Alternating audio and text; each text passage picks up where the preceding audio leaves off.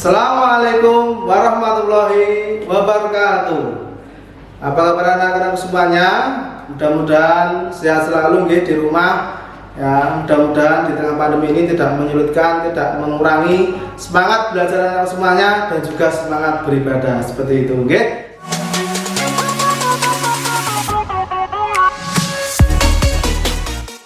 Baik, ketemu dengan saya lagi Ustaz Latif yang sangat fenomenal di SMP Berwalidain Muhammadiyah Sragen. Ya, oke, nah semuanya di kesempatan hari ini materi kelas 9 kita masuk di bab 2 nggih. Di awal bab 2 yakni terkait dengan pembukaan ya Undang-Undang Dasar tahun 1945.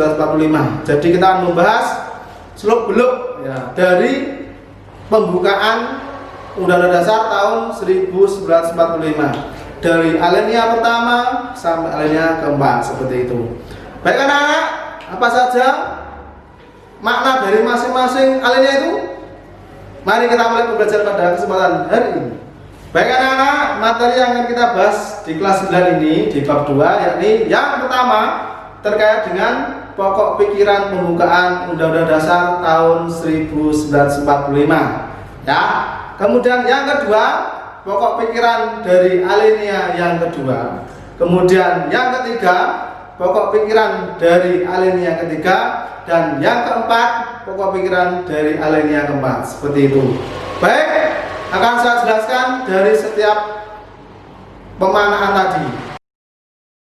Pokok pikiran pembukaan Undang-Undang Dasar tahun 1945 yakni yang pertama sebagai suasana kebatinan dari Undang-Undang Dasar tahun 1945. Kemudian yang kedua sebagai sarana mencapai cita-cita dan tujuan negara. Nah, yang ketiga sebagai hukum tertinggi di negara kita yakni negara Indonesia. Seperti itu. Jadi anak-anak semuanya, pokok pikiran dari pembukaan ini merupakan sebuah ruh, sebuah suasana kebatinan dalam Undang-Undang Dasar tahun 1945. Dan inilah yang tolok ukur yang pertama yang merupakan sebuah sumber hukum di Indonesia dan merupakan sebuah komponen sangat penting pembukaan Undang-Undang Dasar tahun 1945 karena di sana termuat yakni Pancasila sebagai dasar negara termuat di alinea 4 seperti itu.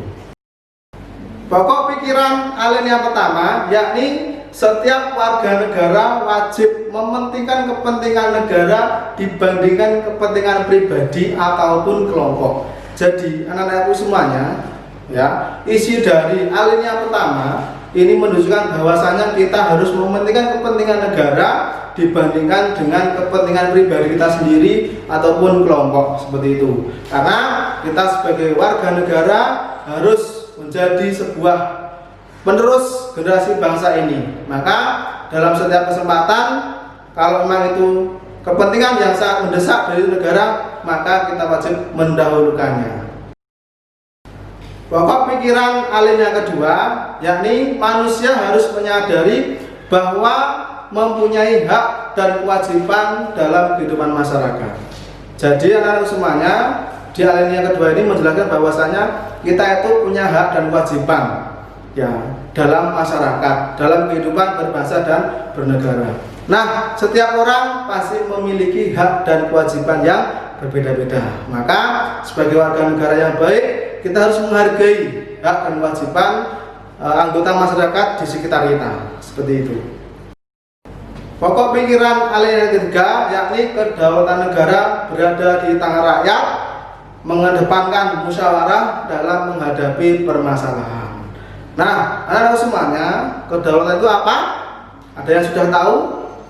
Baik, kedaulatan adalah kekuasaan tertinggi dari sebuah negara. Di sini sesuai dengan pokok pikiran alinea ketiga, yakni yang punya kekuasaan tertinggi adalah rakyat seperti itu. Nah, kemudian setiap permasalahan yang ada, maka kita harus mengedepankan musyawarah untuk mencari jalan keluar yang ada seperti itu.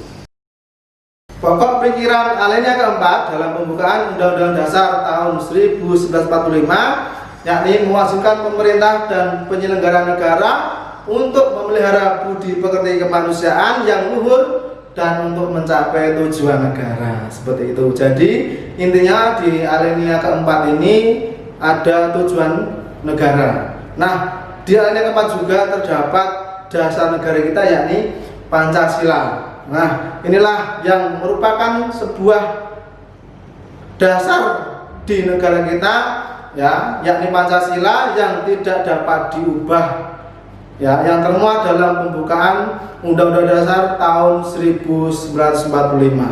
Nah, apabila dasar negara kita yakni Pancasila yang termuat dalam alinea 4 pembukaan Undang-Undang Dasar tahun 1945, maka kalau diubah maka juga merubah semuanya dan mengancam keutuhan negara kita. Seperti itu.